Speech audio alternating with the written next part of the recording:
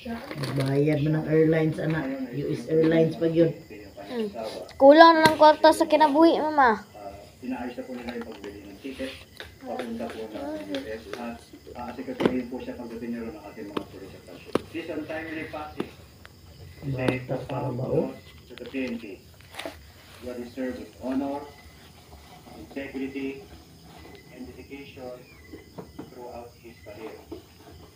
Si Malapit ay miyembro ng Philippine National Police Academy Class of 1998.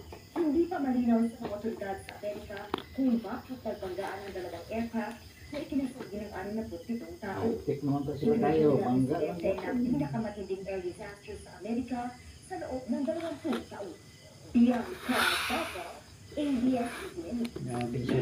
Happy tayo. Nagkasakay pa din siya. Ang nasamsam sa isang tulak ng droga sa Antipolo City, Rizal. Ayon sa PNP, nakulong na noong 2016 ang suspect sa parehong kaso. Nagpapatrol, Christopher Sitco.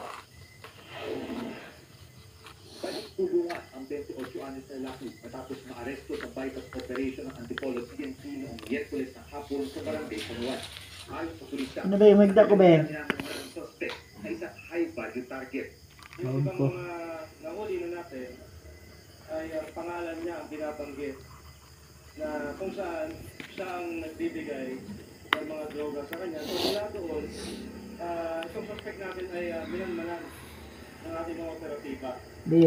Hanggang sa Magda ko ha. may kasalanan ng operatiba sa kanya, kaya siya ay ating na-aresto.